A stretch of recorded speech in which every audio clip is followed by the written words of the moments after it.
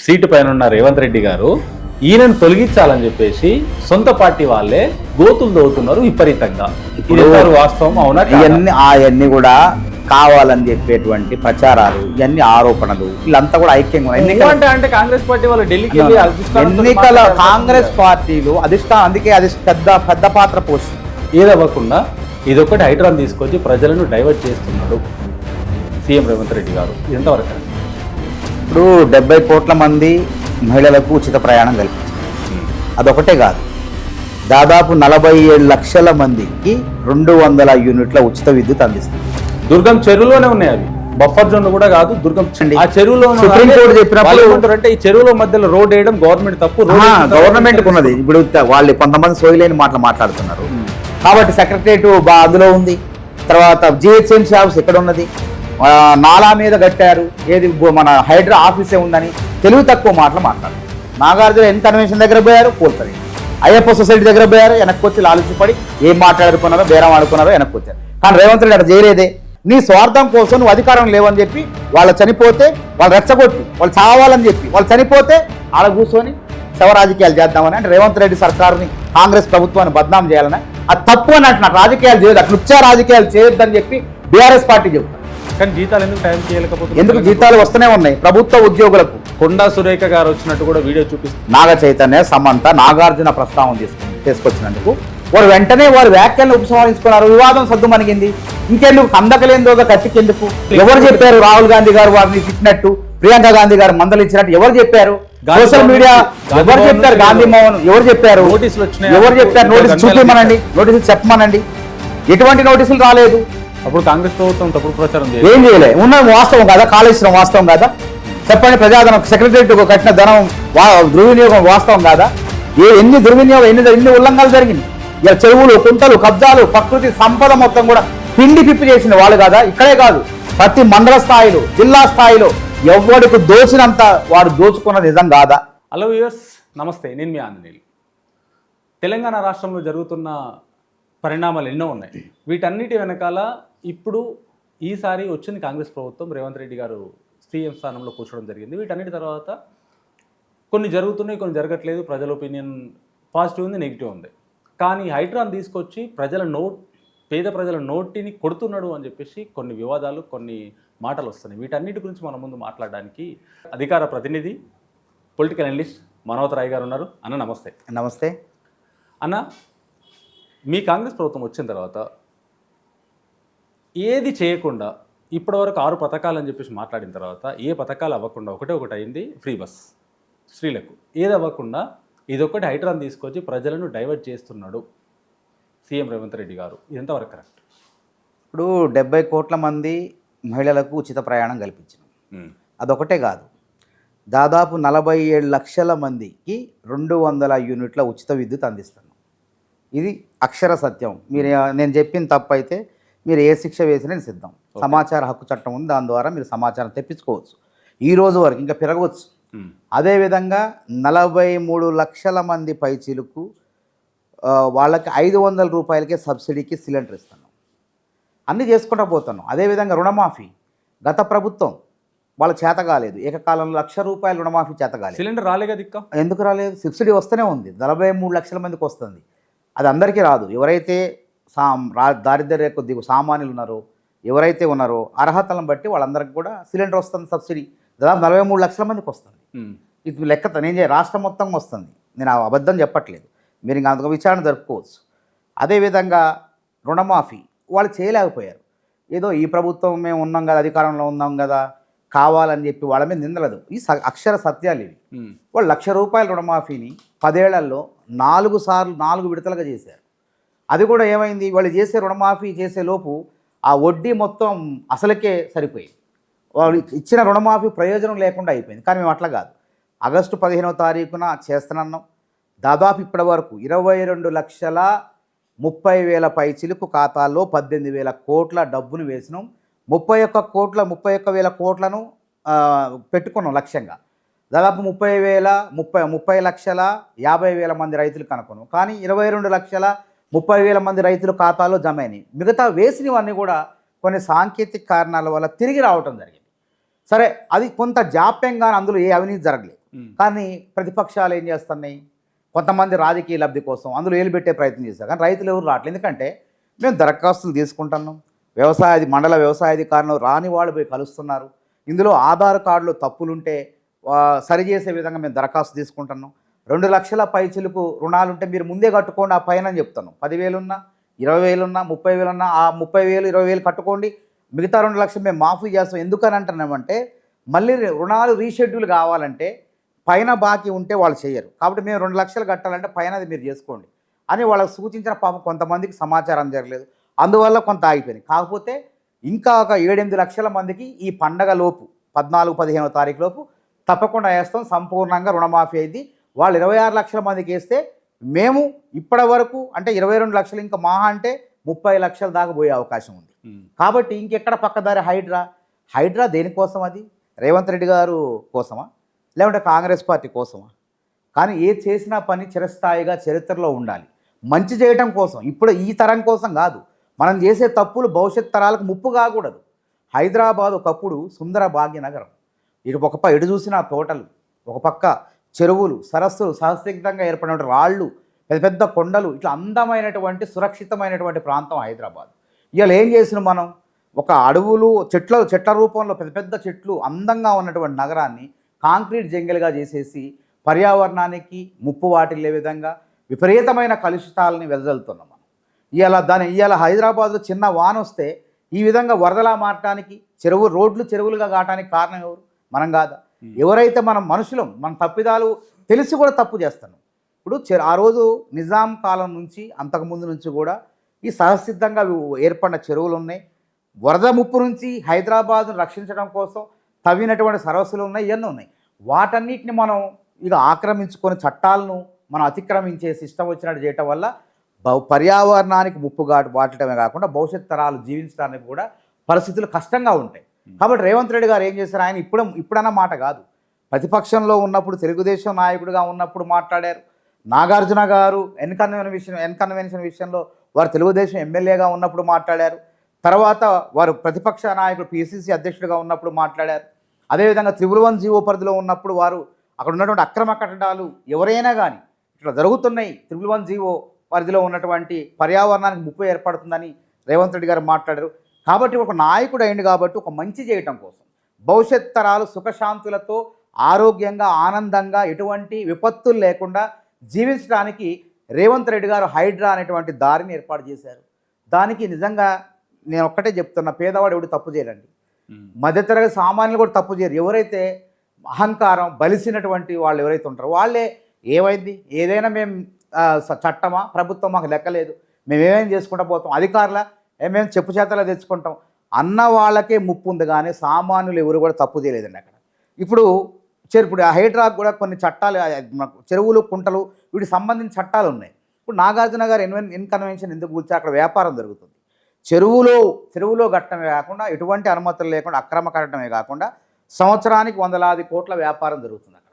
అదేవిధంగా అక్కడ నాగార్జున గారు వ్యవసాయం చేసుకుంటే తప్పు కాదు, అక్కడ పర్యావరణానికి ముప్పు కాదు. వ్యాపారం చేయటం వల్ల తర్వాత చెరువు మధ్యలో కట్టి చెరువు నీరు బయటికి రాకుండా, బయట వరద చెరువులో పోకుండా, ఒకవేళ వరదలు వచ్చే విధంగా అక్కడ కట్టడం ఉంది కాబట్టి వ్యాపారం జరుగుతుంది కాబట్టి కూల్చారు. అట్లాంటి తాత్కాలిక నిర్మాణాలు కూల్చారు. చెరువులో కట్టినటువంటి విల్లాలు ఎవరైనా సరే బిల్డర్లు పాపం వాళ్ళ మోసం చేసి ఉండొచ్చు. చెరువులో కట్టినటువంటి విల్లాలను సుప్రీంకోర్టు మొన్న ఇచ్చిన తీర్పు ప్రకారమే చేశారు తప్ప నాలాల మీద ఉన్నటువంటి వాటి భవనాలను, చెరువుల్లో కట్టినటువంటి భవనాలను వాటిని కూల్చారు. బఫర్ జోన్లో ఉన్న వాళ్ళకి నోటీసులు ఇచ్చి మీరు ఖాళీ చేయాల్సిందే, మీరు సమయం ఇస్తున్నామని చెప్పారు. మరి ఇంకెక్కడ జరుగుతుంది? రేవంత్ రెడ్డి గారు ఆయన ఏమన్నా ఆ పని చేయటం వల్ల ఆయనకి ఏమన్నా కలిసి వస్తుందా? ఎందుకు భవిష్యత్ తరాలకు మంచి జరగాలి, ఎందుకు జరగాలి? సరే, ఇప్పుడు నాగార్జున ఇన్కన్వెన్షన్ సెంటర్ కమర్షియల్గా బిజినెస్ అవుతుంది, 100 కోట్లు అవుతుంది. పల్లం రాజు గారిది కూడా అంతే కూల్చేశారు. అక్కడ వ్యాపార సంస్థగా ఉన్నది కూల్చేశారు. కాంగ్రెస్ నాయకుడు ఆయన, పెద్ద నాయకుడు. ఓకే, ఇది ఇలా ఉంటే దుర్గం చెరువు ఒకప్పుడు ఇప్పుడు ఐలాబ్స్, ఇన్ఆర్బిట్ మాల్ ఇవన్నీ ఉన్నాయి, అక్కడి వరకు దుర్గం చెరువు. ఇప్పుడు FTL పరిధి చెరువు శిఖం ఎక్కడైతే ఉన్నదో అది FTL కూడా చెప్తలేను, చెరువు లోపల ఉంటే తప్పకుండా ఎవరు ఓవైసీ కూడా ఇచ్చారండి. ఓవైసీ గారి కళాశాలకు కూడా ఇప్పుడు కాలేజీ కాబట్టి, స్కూల్స్ కాబట్టి అక్కడ 40,000 మంది విద్యార్థులు విద్యాభ్యాసం చేస్తున్నారు కాబట్టి అర్ధాంతరంగా దాన్ని కూలించడం వల్ల విద్యార్థులు వేరే తరలించడం ఇబ్బంది కాబట్టి వాళ్ళకి అవకాశం ఇస్తున్నాం. మరి వేసవి సెలవుల్లో తప్పకుండా చర్య అంటే దీని కొనసాగుతుంది. ఎవరైనా వదిలిపెట్టేది లేదు, ఎక్కడున్నా సరే. లేదు, మీరు 95 ముందు చూసుకున్నట్టయితే, ఇప్పటికి కాదు 95 ముందు చూసుకున్నట్టయితే దుర్గం చెరువు కింద రోడ్డు ఉండేది కాదు. అక్కడెక్కడ మైండ్ స్పేస్ కంచులు డెడ్ ఎండ్కి వస్తే లాస్ట్ డెడ్ ఎండ్లో ఐలాబ్స్ పైన, చెరువు పైన, కొండ పైన ఒకటే ఒక బిల్డింగ్ ఉండేది. ఆ బిల్డింగ్ తర్వాత ఐలాబ్స్ ఇవన్నీ డౌన్లో వచ్చినాయి. ఇవన్నీ చెరువులో వచ్చినాయి. అవును, దుర్గం చెరువులోనే ఉన్నాయి. అవి బఫర్ జోన్లో కూడా కాదు, దుర్గం చెరువులో ఉంటే తప్పదండి. ఆ చెరువులో సుప్రీంకోర్టు చెప్పినప్పుడు ఏమంటారు అంటే, ఈ చెరువులో మధ్యలో రోడ్ వేయడం గవర్నమెంట్ తప్పు. గవర్నమెంట్ ఉన్నది. ఇప్పుడు వాళ్ళు కొంతమంది సోయిలేని మాటలు మాట్లాడుతున్నారు. ఒక చట్టం గురించి వాళ్ళకి పర్యావరణం నుంచి నేషనల్ గ్రీన్ ట్రిబ్యునల్ సంబంధించిన చట్టాలపైన, సుప్రీంకోర్టు ఇచ్చినటువంటి జడ్జిమెంట్ల పైన అవగాహన లేకుండా మాట్లాడుతున్నారు. ఇష్టం వచ్చినట్టు ధమాక్ లేకుండా మాట్లాడుతున్నారు. ఇప్పుడు ప్రజల ప్రయోజనార్థం పర్యావరణాన్ని ప్రభుత్వం మీద కాపాడాల్సింది, చట్టమైన ప్రభుత్వమే చేసేది. ప్రజల ప్రయోజనార్థం ఆ రహదారి వేశారు, కానీ అది వ్యాపారం కాదు కదా. ప్రజల నుంచి ఏమన్నా వ్యాపారం జరుగుతుంది. అదే ఏం వ్యాపారం? ఎక్కడ జరుగుతుంది వ్యాపారం? ఇన్ఆర్బిట్ మాల్ వ్యాపారం. అది కూలుస్తారు, అట్లాంటివి కూలుస్తారు. రోడ్డు ఎవరి కోసం వేశారు? రోడ్డు ఎవరి కోసం వేశారు? ఇప్పుడు కేబుల్ బ్రిడ్జ్ చేసారు, బాగుంది. మీరు అలాగే దీన్ని కూడా ఎక్కడైతే వ్యాపార సంస్థలు ఉన్నాయో, ప్రైవేటు వ్యాపార సంస్థలు, ప్రభుత్వం వ్యాపారం ఉండదు, ప్రజల సేవ ఉంటుంది ప్రభుత్వానికి. కాబట్టి సెక్రటరేట్ అందులో ఉంది. తర్వాత జిహెచ్ఎంసీ ఆఫీస్ ఎక్కడ ఉన్నది? నాలా మీద కట్టారు, ఏది మన హైడ్రా ఆఫీసే ఉందని తెలివి తక్కువ మాటలు మాట్లాడుతున్నారు. ప్రభుత్వం ఇప్పుడు సెక్రటరేట్ ఎడగట్టారండి. అవి కూడా ప్రభుత్వ కార్యాలయాలు కానీ రోడ్లు కానీ నిర్మించేటప్పుడు అంత ఆషామాషిగా వాళ్ళు నిర్మించరు. చూసుకోండి, ప్రతి కాగితం ఉంటుంది వాళ్ళ దగ్గర, అనుమతి పత్రాలు ఉంటాయి. పర్యావరణ కేంద్ర ప్రభుత్వ దగ్గర నుంచి, గ్రీన్ ట్రిబ్యునల్ దగ్గర నుంచి, ప్రతి ఒక్క సంస్థ దగ్గర నుంచి అనుమతులు తీసుకున్న తర్వాతనే, ఒకవేళ ప్రభుత్వ నిర్మాణాల వల్ల ప్రజలకు సేవ చేసే దాంట్లో ప్రభుత్వ నిర్మాణాల వల్ల ఏమన్నా పర్యావరణానికి ముప్పు వాటిల్లితే అక్కడ మళ్ళీ పర్యావరణాన్ని పెంచుతాం, మేము పర్యావరణాన్ని కాపాడుతాం అని చెప్పి హామీలు ఇచ్చిన తర్వాతనే అక్కడ ప్రజలకు సేవ చేసే ప్రభుత్వ కార్యాలయాలైనా ప్రజలకు సేవ చేసే ఏదన్నా సెక్రటరేట్ లాంటి అయినా కట్టడం జరుగుతుంది. దానివల్ల అక్కడ సెక్రటరేట్లో వ్యాపారం జరగట్లేదు. ఇప్పుడు నాలా పైన ఇది హైడ్రా ఆఫీస్ ఉందంటున్నారు. నాలాను కేటీఆర్ గారు జన్వాడ ఫామ్ హౌస్ కట్టినట్టు పిరంగి కాలువను కూల్చి, ఆ పిరంగి కాలువ వరద మొత్తం చెరువుల్లోకి వాటిలో పోకుండా ఆపేసి, వరద హైదరాబాద్ మొత్తం మునిగిపోయే విధంగా, ఆ ప్రాంతం మునిగిపోయే విధంగా కేటీఆర్ గారు జన్వాడ ఫామ్ హౌస్ కట్టినట్టు కట్టలే. చూడండి, బుద్ధ భవనం నాలా పైన ఎటువంటి ఇబ్బంది లేకుండా వరద నీరు పారే విధంగా, ముందుకు పోయే విధంగా నిర్మించారు. అది ఎవరి కోసం? ప్రభుత్వ కార్యాలయం, అది ప్రైవేట్ కాదు. ప్రభుత్వ కార్యాలయాలకు కొన్ని మినహాయింపులు ఉంటాయి, ఎందుకంటే ప్రజల కోసం సేవ చేస్తారు కాబట్టి. అట్లాంటి వాటికి ఎటువంటి ఇబ్బంది ఉండదు. ఏ సుప్రీంకోర్టు కూడా వాటిని కాదనదు. కాబట్టి కొంతమంది ఏంటంటే ఇష్టం వచ్చినట్టు అది కట్టలేదా, ఇది కట్టలేదా, వీడు తప్పు నుంచి తప్పింది, నువ్వెందుకు కట్టినావు అసలు? నువ్వు ప్రైవేటు వ్యక్తివి. ప్రైవేటు వ్యక్తులకు, వ్యాపారస్తులకు హక్కే లేదు, పర్యావరణానికి ముప్పు వాటిల్లే విధంగా ప్రవర్తించడానికి వీలు లేదు. మరి ఆ మాత్రం సోయి లేకుండా ఆ విధంగా మాట్లాడుతున్నారు. సెక్రటరేట్ అంటే నేను ఒప్పుకుంటాను. సెక్రటరేట్ చరిత్ర 50 సంవత్సరాలు 70 సంవత్సరాలు, అది పాత సెక్రటరేట్. అది అక్కడే, కొత్తది కూడా అక్కడే ఉంది కదా. కొత్తది కూడా అక్కడనే ఉంది. కొత్తది అంటే రీసెంట్ గా గత సీఎం గారు ఆయన కట్టారు కాబట్టి. అవును, అది ప్రభుత్వం, అది ఏ సీఎం అయినా ప్రభుత్వం.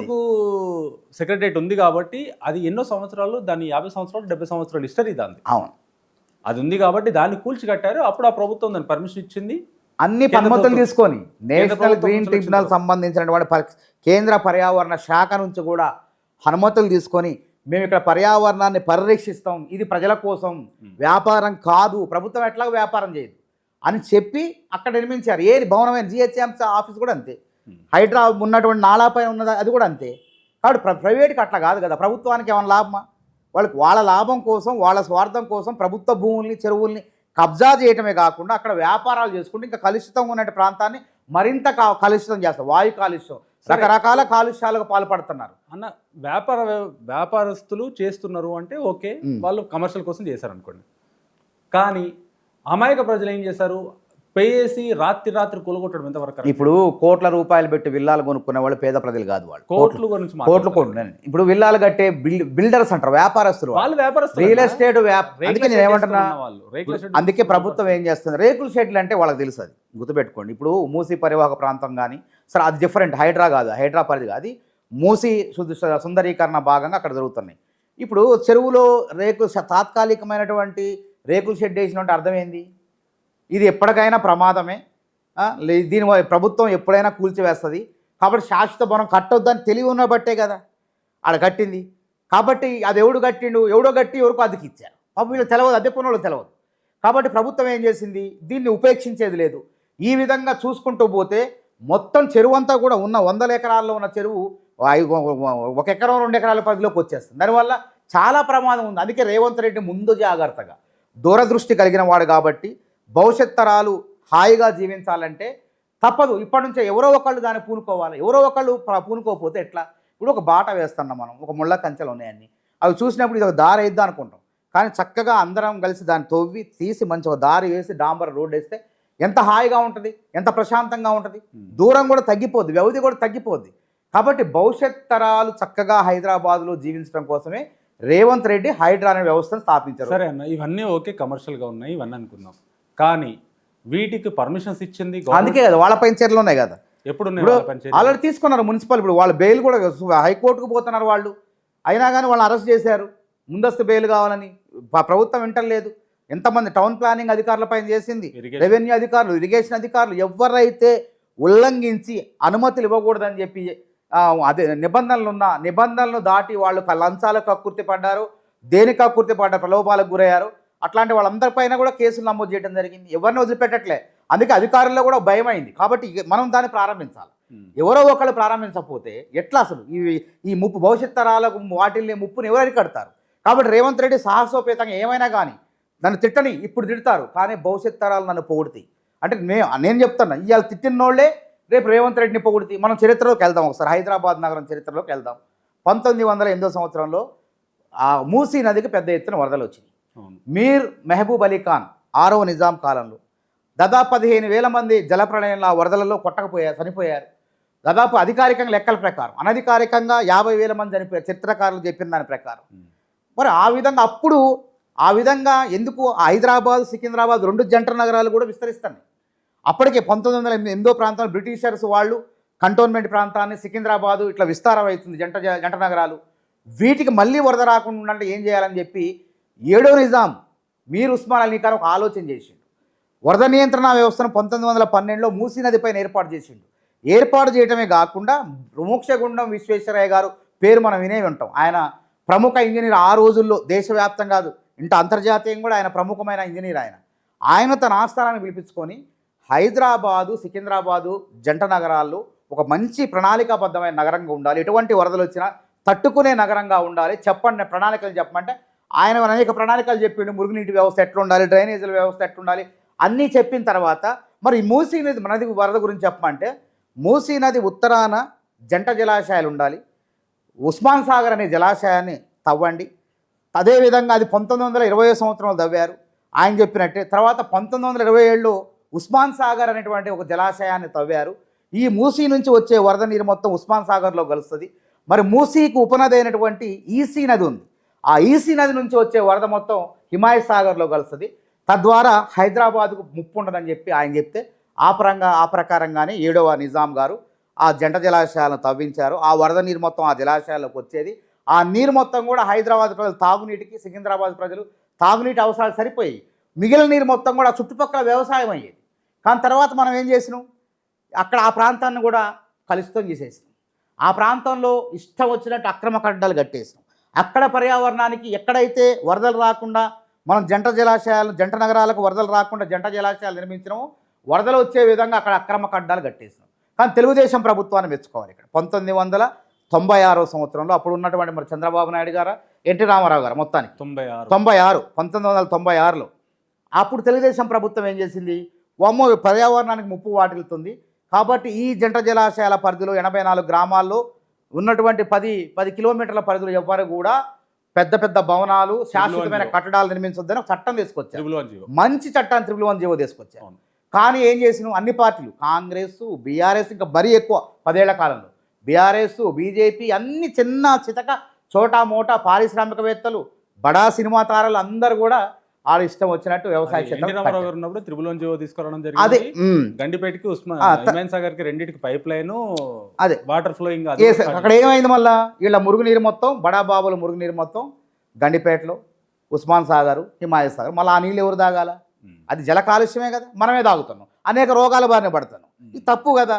కాబట్టి మళ్ళీ ఆ 111 జీవోని కూడా రేవంత్ రెడ్డి గారు తెరపైకి తీసుకొచ్చారు. ఎందుకంటే కేటీఆర్ గారు పిరంగి నాలాను మూసివేసి, కాలువను మూసివేసి తన 1,00,000 చదరపు గజాల్లో పెద్ద ఎత్తున ఫామ్ హౌస్ కట్టిండు.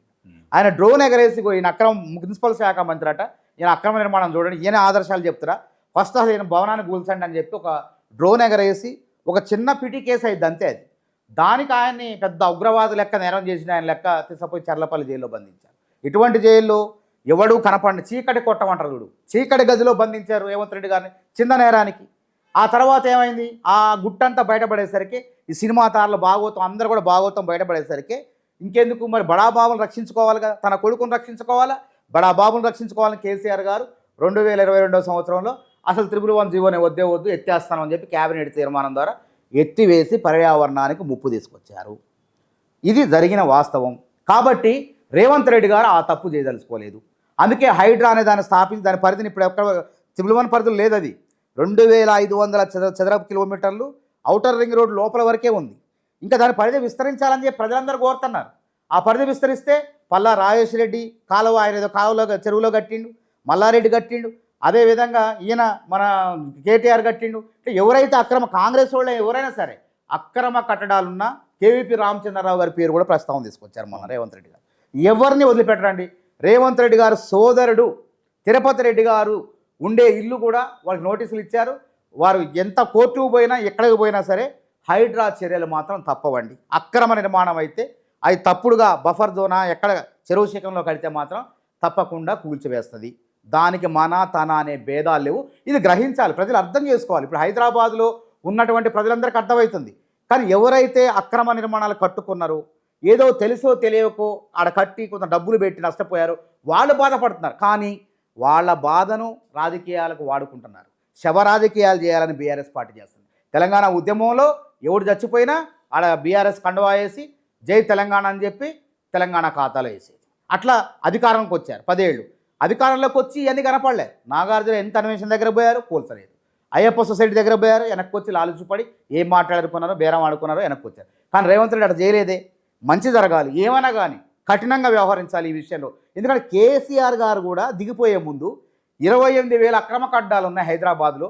ఈ నాళాలపైన చెరువులపైన మంత్రులైనా తన ఎమ్మెల్యేలైనా ఎవరి అయినా సరే నేను కూల్చివేస్తా అని చెప్పి ఆయన మాట్లాడిన వీడియోలు కూడా ఇప్పుడు మనం సోషల్ మీడియాలో ప్రత్యక్షం అవుతున్నాయి. అంటే అధికారం లేనప్పుడు ఒక రకంగా, అధికారం ఉన్నప్పుడు ఇంకొక రకంగా. ఎవరి కోసం అసలు మీరు రాజకీయాలు చేసేది? ప్రజల బాగు కోసం. ఏ పార్టీ అయినా సరే, ప్రతిపక్షమైనా అధికార పక్షమైనా ప్రజల బాగు కోసమే చేయాలి కదా, వాళ్ళ భవిష్యత్తు కోసం చేయాలి కదా. నీ స్వార్థం కోసం నువ్వు అధికారం లేవని చెప్పి వాళ్ళు చనిపోతే వాళ్ళు రెచ్చగొట్టి వాళ్ళు చావాలని చెప్పి వాళ్ళు చనిపోతే ఆడ కూర్చొని శవ రాజకీయాలు చేద్దామని, అంటే రేవంత్ రెడ్డి సర్కారుని కాంగ్రెస్ ప్రభుత్వాన్ని బద్నాం చేయాలని, ఈ చిల్లర రాజకీయాలు బంద్ చేయండి అని చెప్పి మేము కోరుతున్నామండి. ఏదైనా ఉంటే సలహా ఇవ్వండి, వాళ్ళకి ఎట్లా మేలు చేద్దాం సలహా ఇవ్వండి. రేవంత్ రెడ్డి గారు కూడా అదే కోరుతున్నారు. వాళ్ళకి నష్టపోయే వాళ్ళకి ఎట్లా చేద్దాం రండి, చర్చిద్దాం, డబ్బులు ఇద్దాం. మూసీ పరివాహక ప్రాంతంలో కూడా ఇప్పటి వరకు వాళ్ళకి ముందుగా చెప్పి నచ్చజెప్పి 200 మందిని ఖాళీ చేయించారు. వాళ్ళు ఉండే మురికి కూపంలో ఉంటున్నారు. వాళ్ళు చీమలు, దోమలు, వాసన, దుర్వాసన, నదిగా గత్యంతరమైన పరిస్థితుల్లో వాళ్ళు జీవిస్తున్న దుర్భరమైన జీవితం అది. ఆ జీవితంలో హాయిగా ఉన్నటువంటి డబుల్ బెడ్రూమ్లోకి పోయారు వాళ్ళు. డబుల్ బెడ్రూమ్ మంచిగా లేవన్నా మేము చూసినాం. అంటే ఇప్పుడు ఉన్న పరిస్థితుల్లో అది కూడా గత ప్రభుత్వం పాపమే కదా, కట్టింది ఎవరు? ఇప్పుడు ఇష్టం వచ్చినట్టు కక్కుర్తిపడి కట్టారు.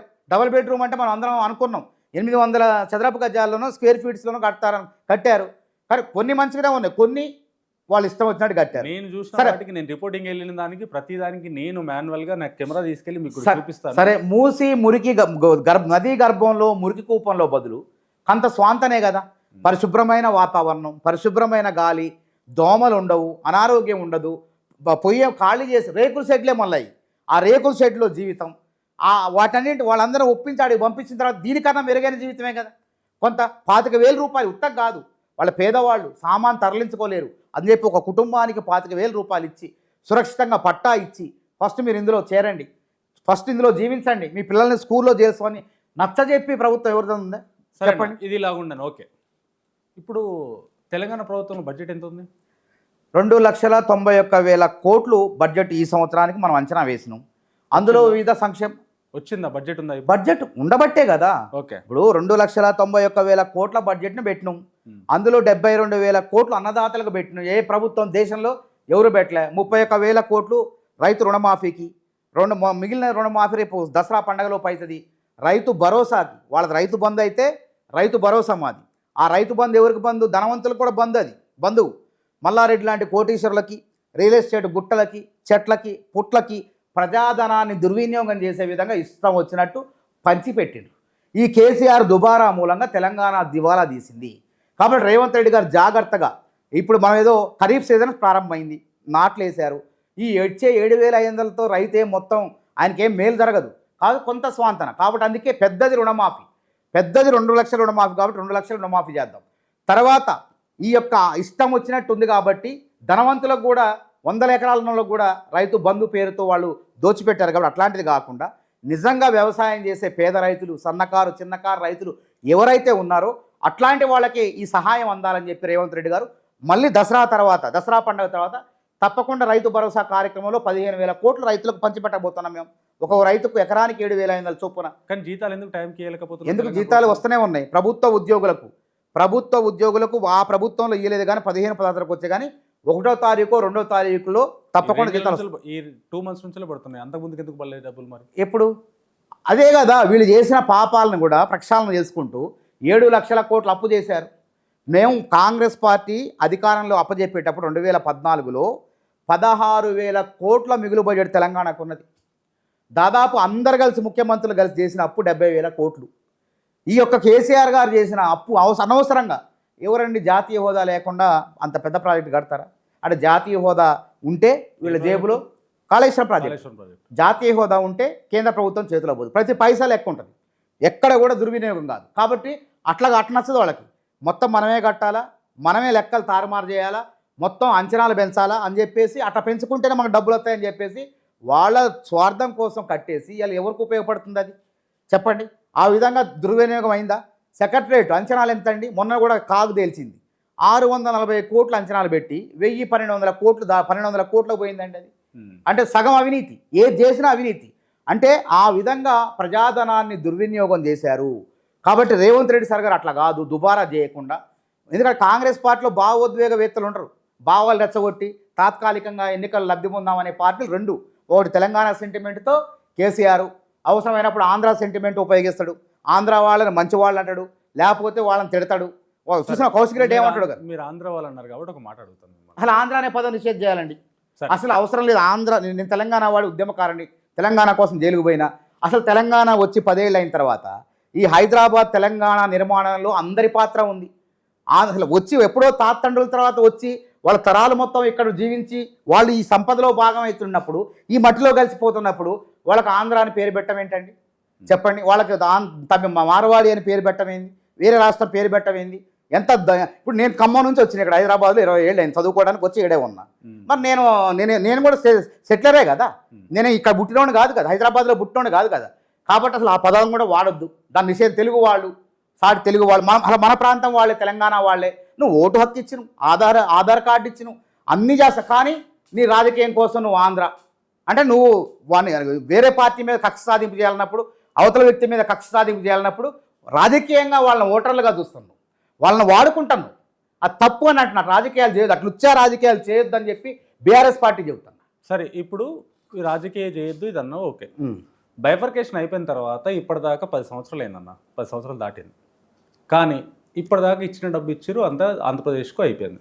కానీ మొన్న రీసెంట్గా హైడ్రా అనే మాట తీసుకొచ్చి దీని వెనకాల నుంచి 2,400 కోట్లు 2,400 కోట్లు ఆంధ్రప్రదేశ్కు తరలించడం జరిగింది అఫీషియల్గా. ఎందుకు తరలిస్తారు ఆంధ్రప్రదేశ్కి? అఫీషియల్గా, అనఫీషియల్ కాదు. దేనికి తరలించారు? దేనికి? అఫీషియల్గా వాళ్ళకి ఇచ్చే ఫండ్ను ఇచ్చారని చెప్పేసి. ఎవరు ఇచ్చారు, ఎట్లా ఇచ్చారు? నాకేం కనపడలేదు కదా. కేంద్ర ప్రభుత్వం ఇచ్చే డబ్బులే లేదు. కేంద్ర ప్రభుత్వం కాదు అసలు మన దగ్గర ఇప్పుడు అట్లా కాదు. మన దగ్గర ₹1 ఉన్నా సరే అది ప్రభుత్వ పథకాల సంక్షేమానికి ఎట్లా వాడాలని చెప్పి ముఖ్యమంత్రిగా ఆలోచన చేస్తాడు. ఇప్పుడు మనకేమన్నా మన విభజన చట్టంలో ఉన్న విధంగా ఆస్తులు పంపకాలు ఇప్పటిదాకా ఈ మీడియాకి రాలేదు, ఎక్కడ రాలేదు. నో అది చెప్పండి, మీరు ఎట్లా చెప్పండి. నాకైతే ఇప్పుడు నాకు కూడా తెలియదు అఫీషియల్గా ఎట్లా వచ్చింది, ఎక్కడ వచ్చింది చెప్పండి. దేనికి? ఒకవేళ మనం ఏమైనా బాకీ ఉన్న వాళ్ళకి, లేకుంటే వాళ్ళు మనకి ఏమైనా బాకీ ఉన్నారా? ఒకవేళ చట్టపరంగా ఏమన్నా వాళ్ళకి మనకి ఏమన్నా విభజన చట్టంలో ఉన్నటువంటి ఆర్థికపరమైన లావాదేవీలు ఉంటే అట్లా జరిగిందేమో, నాకైతే తెలియదు. ఇప్పటిదాకా మీరు చెప్పిందా కూడా నాకు తెలియదు. కానీ చెప్పండి, ప్రజలకు కూడా తెలవాలి కదా ఎక్కడ జరిగింది, ఎట్లా జరిగింది. అఫీషియల్గా ఉన్న డబ్బుని వాళ్ళకి ఇచ్చే ఎట్లా ఎందుకు ఇస్తారు? ఇంకా వాళ్ళ దగ్గర నుంచి మనకు రావాల్సినవి ఉన్నాయి, మనమే వాళ్ళకి ఇచ్చేది తెలంగాణ నుంచి. ఇప్పుడు విద్యుత్ సంస్థలు కానివ్వండి, వీటికి సంబంధించిన అంశాలు కానీ కొన్ని విభజన ఆస్తులు ఉమ్మడి రాష్ట్రంలో ఉన్నటువంటి ఆస్తుల విషయంలో కానీ ఆంధ్ర వాళ్ళకి కొంత వాటా ఉంది, మనకు కొంత వచ్చేది ఉంది. ఒకవేళ ఈ లావాదేవీలో ఏమన్నా ఇచ్చిపుచ్చుకోవడాలంటే రావచ్చు, తప్పేం లేదు, స్నేహపూర్వకం కదా, అక్రమం కాదు కదా. మీరే అంటున్నారు, ఒకవేళ నాకు తెలిసినంతవరకు ఏం జరగలేదు, ఒకవేళ మీరే అంటున్నారు అధికారికంగా అంటున్నారు, అధికారికంగా తప్పెట్లయితుంది? కానీ ఇక్కడ ఎప్పటికైనా ఇవ్వాలి కదా, ఎప్పటికైనా ఇవ్వాలి కదా, ఇచ్చేది బడ్జెట్ ఉంది, ఇక్కడ చేయలేదు, జీతభత్యాలు ఇవ్వడానికే డబ్బు లోటు తప్పు. ఇప్పుడు జీతభత్యాలు ప్రభుత్వ ఉద్యోగులు మీరు అడగండి, ఉద్యోగ సంఘాలు ఉన్నాయి. ఇప్పుడు 2 నెలల నుంచి వస్తుంది, అంత ముందుకు అయితే అంత ముందు కూడా రేవంత్ రెడ్డి గారు ముఖ్యమంత్రి అయిన దగ్గర నుంచి కూడా దాదాపు 1 నెల 2 నెలల తర్వాత కానీ ఇప్పుడు దాదాపు 8 నెలలు 9 నెలల నుంచి కూడా దాదాపు వారికి అందుతూనే ఉన్నాయి సకాలని. అది కంటన్నా అప్పుల ఊబిలో కూరుకుపోయినటువంటి రాష్ట్రాన్ని కష్టపడి మళ్ళీ అభివృద్ధి బాటలు నడిపిస్తున్నట్టు గజీతగాడు రేవంత్ రెడ్డి. వాస్తవం ఎందుకు ఎక్కడన్నా ఇప్పుడు అవినీతి చేస్తే ప్రభుత్వ సంక్షేమ పథకాలు చేయాలి, ఎక్కడన్నా వచ్చింది ఆ మాట? రైతు రుణమాఫీ కాలేదంటున్నారు తప్ప ఈ రుణమాఫీలు ఏమైనా అక్రమాలు జరుగుతున్నాయా? ఏమైనా కాంగ్రెస్ కార్యకర్తలు కాజేశారా అంటే అప్పుడు నేరం అవుతుంది, అవినీతి అవుతుంది. టైం పడుతుంది. ఎట్లా టైము? ప్రతి డైరెక్ట్ ఖాతాలో పోతున్నాయి, మధ్యవర్తి దగ్గర పంచేది కాంగ్రెస్ నాయకుడు ఇంకోడు పంచట్లే కదా. రైతు అకౌంట్ తీసుకుంటున్నాం, రైతు ఖాతాలో జమ అయితే 2 లక్షల, 1,00,000, 1,50,000, ఇంకా మధ్యవర్తి ఎక్కడ ఉండి ఇందులో అవినీతి కావడానికి? కాబట్టి ప్రతిపక్షాలు కూడా కావాలని చెప్పి వాళ్ళ రాజకీయ అస్తిత్వం కోసం, ఉనికి కోసం విమర్శిస్తున్నాయి తప్ప నిజంగా వాళ్ళకి విమర్శించడానికి అంశాలే లేవు. నిరుద్యోగ సమస్య ఉన్నది. కేసీఆర్ నేను నిరుద్యోగ జేఏసీ పెట్టి కేసీఆర్ గారి పైన 10 ఏళ్ళు కొట్లాను. నిరుద్యోగ జేఏసీ మొదటి డిమాండ్ ఏంది? జాబ్ క్యాలెండర్ ఎప్పుడే వస్తావు కేసీఆర్. జాబ్ క్యాలెండర్ అంటే దేనికి ఉపయోగం? అది ఒక నిరుద్యోగికి, సగటు నిరుద్యోగికి ఎట్లుంటుందంటే ఏ ఉద్యోగం ఎప్పుడు వస్తుందో, ఒకవేళ ఆ ఉద్యోగం పడినప్పుడు ఎట్లా ప్రిపేర్ కావాలి, ప్రణాళికబద్ధంగా ప్రిపేర్ కావాలంటే సిద్ధం కాలేడు. ఒక గందరగోళం అయోమయ పరిస్థితుల నుంచి తొలగించేదే జాబ్ క్యాలెండర్. కష్టమైనటువంటి ఫ్రేమ్లో తీసుకొచ్చి చట్టబద్ధం చేశారు. తొలి నోటిఫికేషన్ వచ్చింది, దాదాపు 1,280 ల్యాబ్ టెక్నీషియన్ జాబులు వచ్చినాయి. అదేవిధంగా 2,000 స్టాఫ్ నర్సులు జాబులు వచ్చినాయి. రేపు డిఎస్సి మళ్ళీ డిఎస్సి 13,000 ఉద్యోగాలు రాబోతున్నాయి. ఒకటే ఇస్తున్నారు మరి మిగతా గవర్నమెంట్ అన్ని ఉద్యోగాలు గ్రూప్ 1 ఉంటాయి. జాబ్ క్యాలెండర్ అంటే మనం మొన్న దాంట్లో పెట్టిన విధంగా అక్టోబర్లో మళ్ళీ గ్రూప్ 1 ఉంటుంది. గ్రూప్ 1 మెయిన్స్ ఉంది, ఎప్పటిదో మళ్ళీ గ్రూప్ 1 ఉంటుంది, ప్రిలిమ్స్ ఉంటుంది, మెయిన్స్ ఉంటుంది, మళ్ళీ గ్రూప్ 2 ఉంటుంది, డిఎస్సి ఉంటుంది, పోలీస్ కానిస్టేబుల్ ఎస్ఐ ఉద్యోగాలు ఉంటాయి. ఇంకో గుర్తుపెట్టుకోండి, ఇప్పటి వరకు రేవంత్ రెడ్డి గారి యొక్క ప్రభుత్వం యొక్క గొప్పతనం ఏంటంటే కేసీఆర్ గారు నోటిఫికేషన్లు ఇచ్చి కూడా 38,000 ఉద్యోగాలను భర్తీ చేయలేకపోయింది. ఆయన 2-3 ఏళ్ళు అయినా సరే భర్తీ చేసుకోలేకపోయింది. ఎందుకు? ఆయనకి ఇష్టం లేదు ప్రభుత్వ ఉద్యోగాలు భర్తీ చేయటం, నిరుద్యోగులకు ఉద్యోగాలు రావటం ఇష్టం లేదు. ఎందుకంటే నిరుద్యోగులు అంటే ఎక్కడో ఆయనకు కసి ఉన్నది. కాబట్టి ఒక సుప్రీంకోర్టు ఇచ్చినటువంటి తీర్పుల ప్రకారం ఆ నోటిఫికేషన్ ఇవ్వలేదు. కాబట్టి హారిజాంటల్ రిజర్వేషన్ ప్రకారం అంటే ఎస్సీ మహిళలకు ఇంత రిజర్వేషన్, వికలాంగులకు, దివ్యాంగులకు ఇంత రిజర్వేషన్ అని సుప్రీంకోర్టు చెప్పింది. సుప్రీంకోర్టు చెప్పినా సరే నోటిఫికేషన్లో మెన్షన్ చేయకుండా నోటిఫికేషన్లు ఇస్తే ఎవడన్నా కోర్టుకు పోతే భర్తీ చేసినప్పుడు మా కోటా ఏంది, మహిళల కోటా ఏంది, దివ్యాంగుల కోటా ఏందని పోతే మళ్ళీ రద్దు చేయాల్సి వస్తుంది కదా. కాబట్టి కేసీఆర్ గారు ఆ విధంగా నిర్లక్ష్యంగా వ్యవహరించాడు. రేవంత్ రెడ్డి గారు రాంగలోనే ఈ ఉద్యోగాలు ఎట్లయినా భర్తీ కావాలని చెప్పి జీవో నెంబర్ 3 చేసాడు. తీసుకొచ్చేసి ఈ ఉద్యోగాలు సుప్రీంకోర్టు జడ్జిమెంట్ ప్రకారం మా మార్గదర్శకాల ప్రకారం ఉద్యోగాల భర్తీ అని చెప్పేసి పెట్టేసి 38,000 మందికి తొలి దశలో వాళ్ళకి అపాయింట్మెంట్ ఆర్డర్లు ఇచ్చిండు. నిన్న కూడా అసిస్టెంట్ ఇంజనీర్ ఉద్యోగాలు ఎంతమందికి 1,300 మందికి ఇవ్వడం జరిగింది. మొత్తం 60,000 మందికి ప్రభుత్వ ఉద్యోగాలు ఇచ్చిండు రేవంత్ రెడ్డి గారు. సరేనా, ఉద్యోగాలు ఇచ్చిండు, ఇది బాగానే ఉంది. కానీ తెలంగాణలో స్పోర్ట్స్ ఎందుకు నాశనం చేస్తున్నారు? ఎవరు నాశనం చేశారు? అసలు ఒక ఇప్పుడు ప్రభుత్వ పాఠశాలలో సుమారు 26,000 ఉన్నాయి. ఎంతమంది పీఈటీలు రిక్రూట్మెంట్ చేసిందే ప్రభుత్వం, వాళ్ళు చేయలేకపోతే అసలు క్రీడా విశ్వవిద్యాలయం ఆలోచన ఎవరిది? అసలు తెలంగాణ ఒక్క దగ్గర నువ్వు ఒక పెద్ద స్టేడియం కడితే కమర్షియల్ స్టేడియం అవుతుంది. అందుకే ఇప్పుడు ప్రతి గ్రామాల్లో, ప్రతి స్కూల్లో అసలు ఒక స్పోర్ట్స్ మ్యాన్ ఇప్పుడు అదే కదా స్కూల్ నుంచి పీఈటీలు వచ్చి పాలాభిషేకం చేశారు రేవంత్ రెడ్డి గారికి. ఎంతమంది పీటీలు ఉన్నారు? 10 స్కూళ్ళకు ఒక పీటీ లేదు. అందుకే కదా ఇప్పుడు నెక్స్ట్ దాంట్లో ఇప్పుడు నేను చెప్పి 26,000 స్కూళ్ళు ఉన్నాయి. అది గతంలో ఇచ్చిన నోటిఫికేషన్ వాళ్ళు భర్తీ చేయలేకపోయారు. వాళ్ళందరూ కూడా కేసీఆర్ చేసిన పాప మీరు కడిగేశారు, మేము పాలాభిషేకం చేస్తామని చెప్పి మీరు మాకు విముక్తి కలిగించారని చెప్పి పీటీలో వచ్చేసారు. అందుకే అక్కడ కాంగ్రెస్ పార్టీ వాళ్ళు వచ్చి చేసి ఉంటారు తప్ప ఇప్పుడు కాంగ్రెస్ హయాంలో నియామకమైన ఫిజికల్ ఎడ్యుకేషన్ టీచర్స్ ఎవరైతే పీఈటీలు ఉన్నారో వాళ్ళు చాలామంది రిటైర్డ్ అయిపోయారు. ఇప్పటికి రిటైర్డ్ అయిపోయి పీఈటీలు లేరు. జూనియర్ కాలేజీలు ఉన్నాయి, 402 కాలేజీలు ఉన్నాయి రాష్ట్రం. కాలేజీలో లేరు, స్కూల్లో లేరు, గ్రౌండ్ లో తెలంగాణ మొత్తం చూసుకున్నట్టయితే 5% మాత్రం పీటీలు ఉన్నారు. అది గవర్నమెంట్ స్కూల్లో 5%. ప్రైవేట్ స్కూళ్ళలో ప్రైవేట్ జాబులు చేసుకుంటారు, ఎలాంటి పీటీ లేడు, ఏ స్కూల్లో స్పోర్ట్స్ లేదు.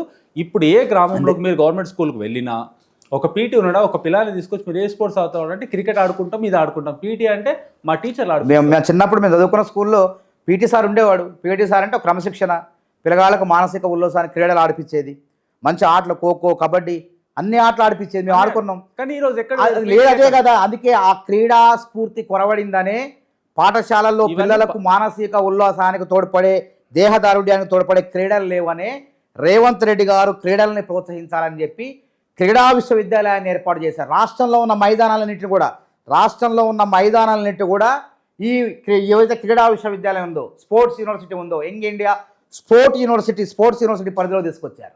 అంటే స్పోర్ట్స్ యూనివర్సిటీ ఉందన్న, కానీ గ్రామ లెవెల్ అందుకే టీచర్లు కూడా వెళ్ళలేరు కదన్నా, వాళ్ళకు కూడా భర్తీ చేసే విధంగా జూనియర్ కాలేజీలో ఫిజికల్ ఎడ్యుకేషన్ టీచర్స్ అంటే వాళ్ళని పీడీ ఫిజికల్ డైరెక్టర్లు అంటారు. ఫిజికల్ డైరెక్టర్ డిగ్రీ కాలేజీల్లో, ప్రైమరీ స్కూల్స్ నుంచి అదే నేను చెప్తాను, 402 ప్రభుత్వ జూనియర్ కళాశాలలో ఒక్కళ్ళు ఇద్దరు ఉన్నారు అంటే అందరు రిటైర్డ్ అయిపోయారు.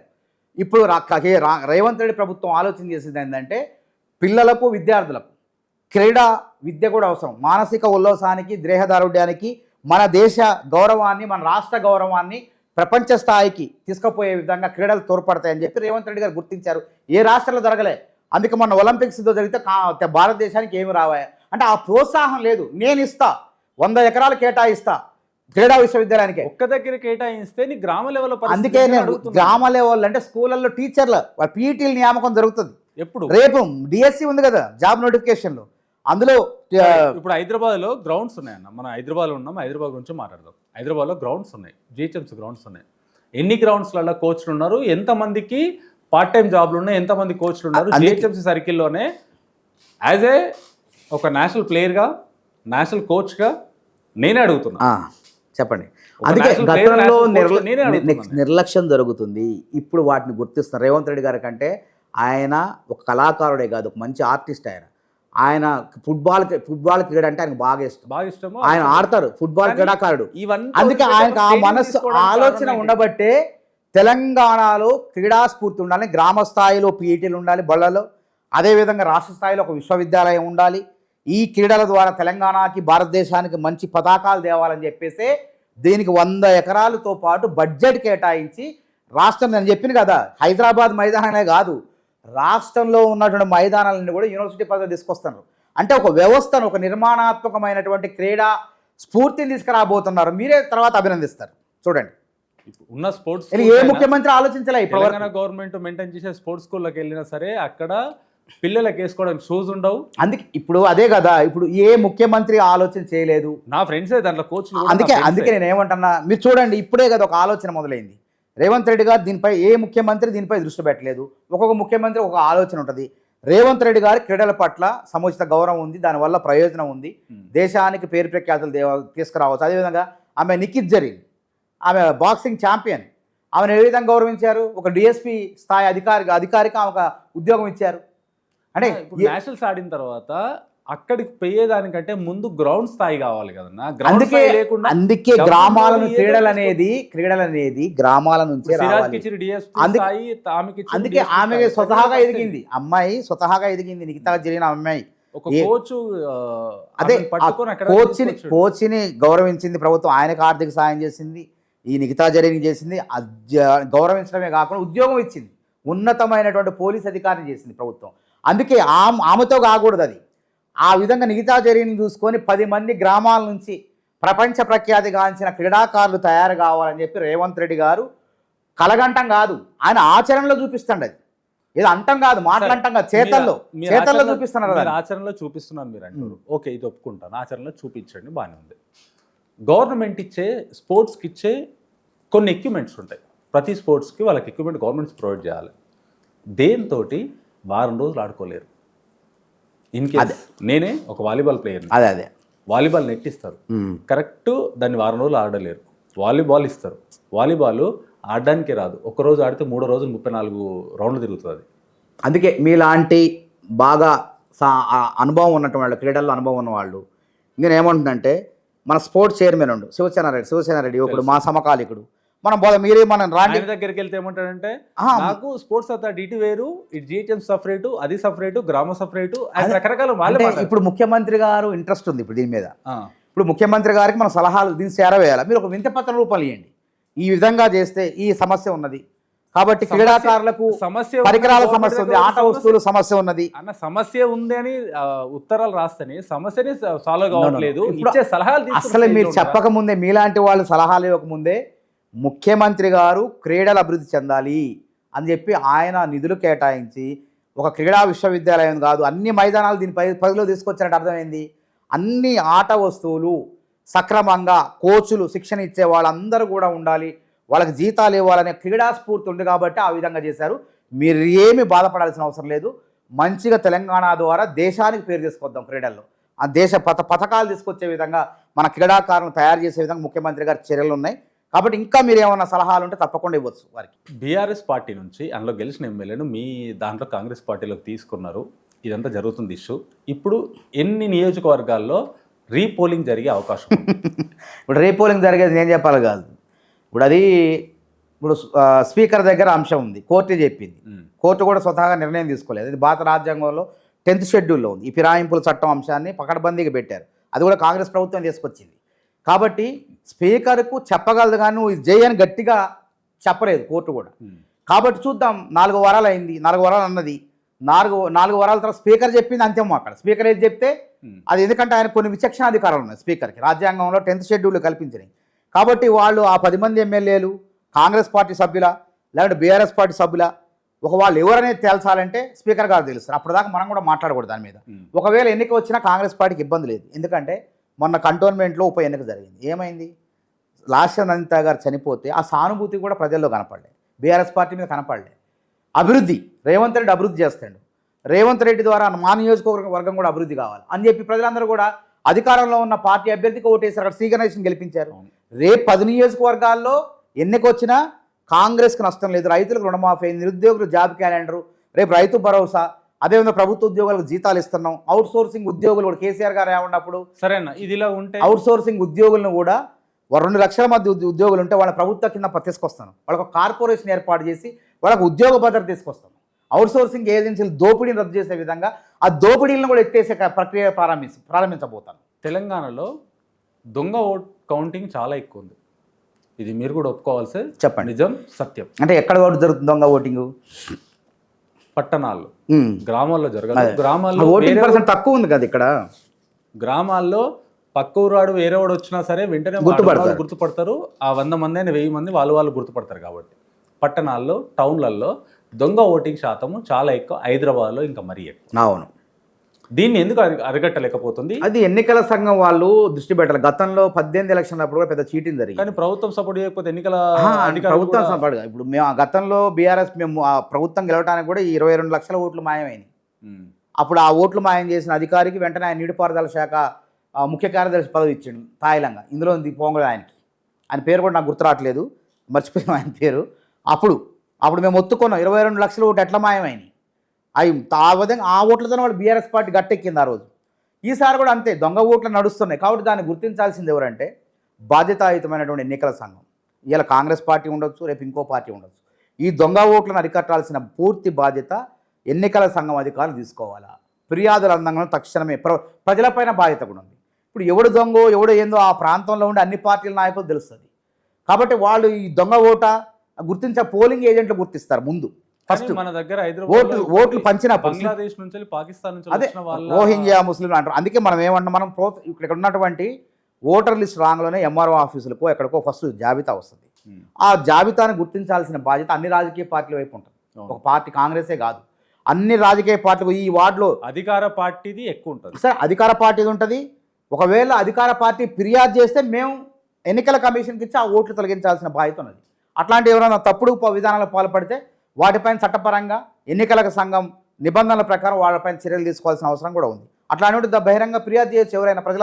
ప్రజలందరి బాధ్యత కూడా ఉంది.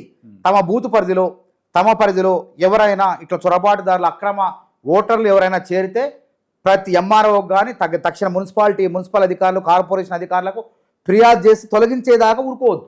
అది ప్రజలపైన కూడా ఉన్నది. ప్రభుత్వం ఒకటే కాదు, ప్రజలపైన ఉన్నది, నాయకుల పైన ఉన్నది, అందరి పైన ప్రజా సంఘాల పైన కూడా ఉన్నది.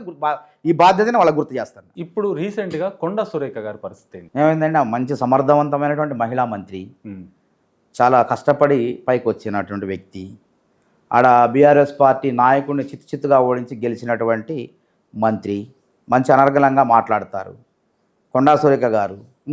వారికి ఏం తక్కువైంది? కానీ ఒక సినిమా ఆర్టిస్ట్ పైన వ్యాఖ్యలు చేయడం ఎంతవరకు కరెక్ట్? ఇది సినిమా ఆర్టిస్ట్ పైన వ్యాఖ్యలు చేయటం అంటే, ఒక మహిళా మంత్రి పైన కూడా వ్యంగ్యంగా కించపరిచే విధంగా ఒక అన్నా చెల్లెల బంధాన్ని, అంటే ఆ మహిళకు మంత్రి అయినా సినిమా ఆర్టిస్టులు చేశారు. నేను ఒక విషయం ఫస్ట్ ఏం చేశారు, ఫస్ట్ దీనికి తెలియదు. ఆమె వ్యాఖ్యలు చేసే ముందు ఒక రోజు ముందు కొండా సురేఖ గారు, రఘునందన్ రావు గారు అన్నా చెల్లెల బంధం. ఆమె మెదక్ జిల్లా ఇన్ఛార్జిగా ఉన్నారు, ఈయన ఎంపీగా ఉన్నాడు. ఒక ప్రోగ్రాంలో ఒక పద్మశాలి బిడ్డ ఒక మంత్రిగా వస్తే ఒక నూలుపోగు, అంటే పద్మశాలీలకు సాంప్రదాయబద్ధంగా ఒక నూలుపోగు వస్తారు, నూలుపోగు సంబంధించిన దండను బహుకారణ ఇవ్వబోయాడు.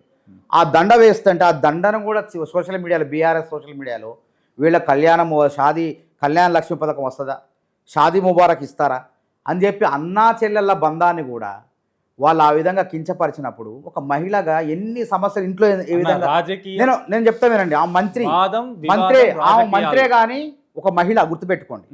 ఆ విధంగా సోషల్ మీడియాలో రాష్ట్రం మొత్తం ట్రోల్ అయినప్పుడు తన ఇంట్లో పరిస్థితులు ఎట్లుంటాయి, తన బంధువులు ఎట్లుంటారు, ఏ విధంగా అనుకుంటారు? ఒక మానసికంగా మహిళ కుంగిపోదా? ఆ అవమానాన్ని ఏడ్చింది ఆమె. గాంధీ భవన్లో ప్రెస్ మీట్ పెట్టి ఒక మహిళా మంత్రి కన్నీళ్ళు పెట్టుకోవటం మనం ఎక్కడైనా చూసినవా? గాంధీ భవన్లో ఏడ్చిందరే, బుద్ధుందర అన్నా చెల్లెల బంధాన్ని ఆ విధంగా కించపరుస్తారని చెప్పి, ఏం చేయాలో అర్థం కాక మంత్రులైన నాకే తప్పలేదు ఈ బాధ అని చెప్పి ఏడ్చినప్పుడు ఎడిపోయారు వీళ్ళంతా? చెప్పండి. ఒకవేళ సరే వారి గురించి మాట్లాడారు, వారు వ్యాఖ్యలు వెనక్కి తీసుకున్నారు. ఆవేశంలో ఒక మహిళ కాబట్టి ఆవేదనలో కన్నీటితో కేటీఆర్ లాంటి దుర్మార్గుడు ఆ విధంగా ప్రవర్తించడం ఫోన్ ట్యాపింగ్ ద్వారా అని చెప్పి, రాజకీయాల్లో ఉన్నప్పుడు రాజకీయాలు వాదన వివాదం ఇప్పుడు కామన్. సరే, అందుకే వారిని తీసుకొచ్చినందుకు, వారి ప్రస్తావన తీసుకొచ్చినందుకు, నాగ చైతన్య, సమంత, నాగార్జున ప్రస్తావన తీసుకొచ్చినందుకు వారు వెంటనే వారి వ్యాఖ్యలను ఉపసంహరించుకున్నారు. వివాదం సద్దుమణిగింది. ఇంకెందుకు కందకలేందో కత్తికెందుకు? ఒకవేళ వాళ్ళు నచ్చలేదు నాగ చైతన్య గారికి, లేదంటే నాగార్జున నచ్చలేదు, కోర్టులో వేసుకున్నారు, కోర్టు చూసుకుంటుంది. అది మధ్యలో మనకెందుకు అంటున్నా? ఒక మహిళా మంత్రిని ఇబ్బంది పెట్టడం ఎందుకంటున్నా? అయిపోయింది, వివాదం సమస్య పోయింది. ఇక ప్రతి ఒక్కరు దాన్ని పట్టుకొని, అసలు కేటీఆర్ చేసిన తప్పుని దానికి క్షమాపణ చెప్పడు. ఆమె వ్యాఖ్యలు ఉపసంహరించుకున్నది, వెనక్కి తగ్గిన తర్వాత మహిళను పట్టుకొని మంత్రి పదవి పోద్దు, మంత్రి పదవి దానికి బీకేస్తారా? మంత్రి పదవి ఎందుకు పోదో తెలియదు, ఆ మాత్రం సోయలేదా? చెప్పండి. ఎవరు చెప్పారు రాహుల్ గాంధీ గారు వారిని తిట్టినట్టు, ప్రియాంక గాంధీ గారు మందలించినట్టు ఎవరు చెప్పారు? సోషల్ మీడియా ఎవరు చెప్పారు? గాంధీ మోహన్ ఎవరు చెప్పారు? నోటీసులు చూపించమనండి, నోటీసులు చెప్పమనండి.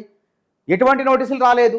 కాబట్టి ఈ విధంగా కూడా మహిళ పైన ట్రోల్ చేయటం, ఒక మహిళ, బీసీ మహిళ, మళ్ళీ అందులో అణగారిన వర్గాలకు చెందిన మహిళ మంత్రిగా ఉంటూ చూసి ఓర్చుకోలేకపోవటం, ఈ విధంగా చేయటం భావ్యమో చెప్పండి? అయిపోయిన తర్వాత నేను ఉపసంహరించుకున్నా నా వ్యాఖ్యల్ని, కానీ కేటీఆర్ విషయంలో కఠినంగా ఉన్నా, నాకు క్షమాపణ చెప్పాలి. ఆయన సోషల్ మీడియాలో మా ఫోటోలు పెట్టి నన్ను అవమానపరిచారు. ఇంకో మహిళ అయితే ఆత్మహత్య చేసుకునే పరిస్థితి ఏంది?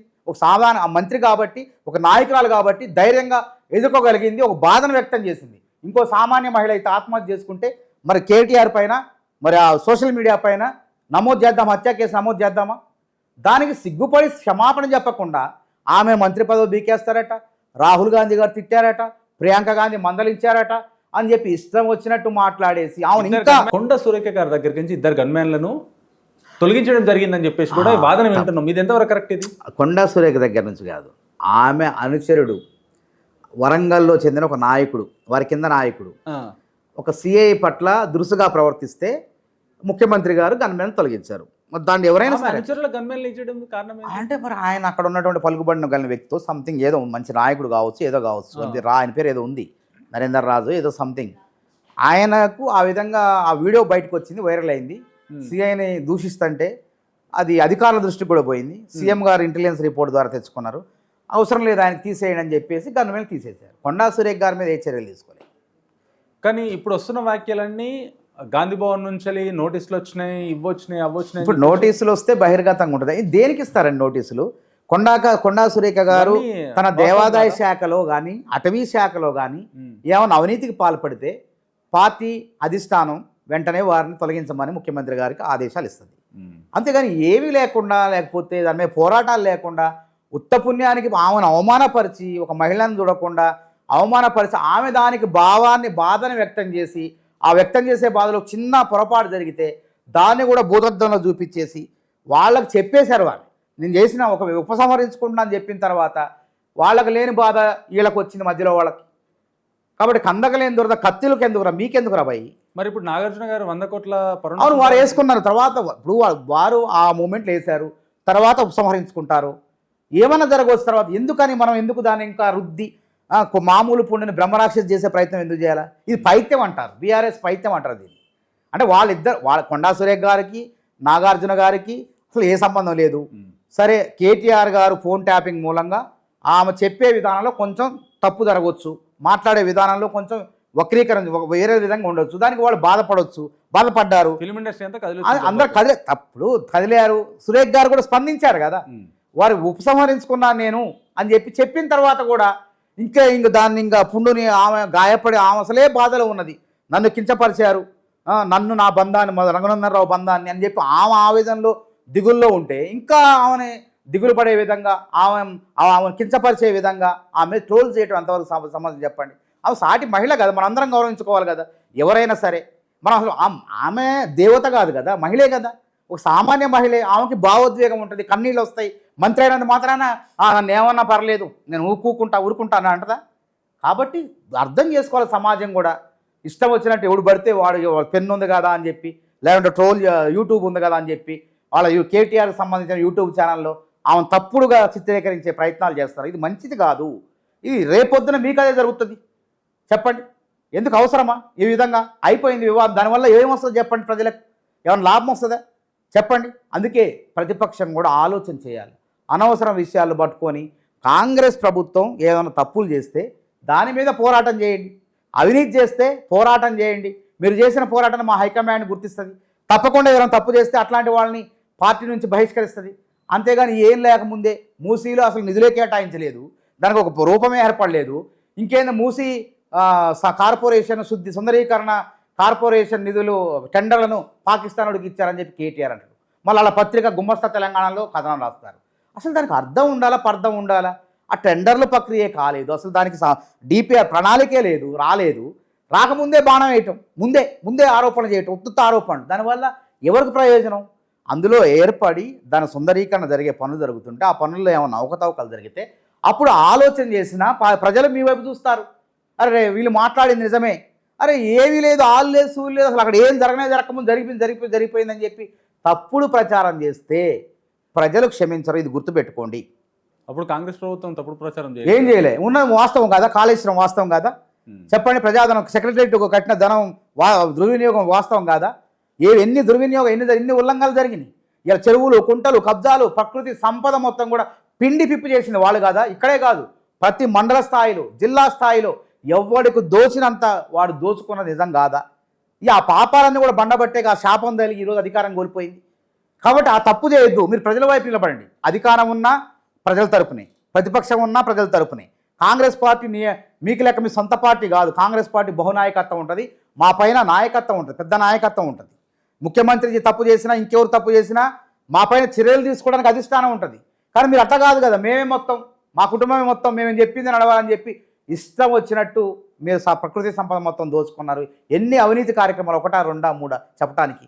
అదే కాళేశ్వరం కళ్ళ ముందు కనపడుతుంది. కాంగ్రెస్ దీన్ని వదిలిపెట్టేసేయండి, ఇది పక్కన పెట్టేసేయండి. కానీ కొంపలో కుంపటి అంటారు. ఈ సామెత నీకు బాగా అర్థమైంది సార్? కొంపలో కుంపటి చెప్పండి. కొంపలో కుంపటి అంటారు.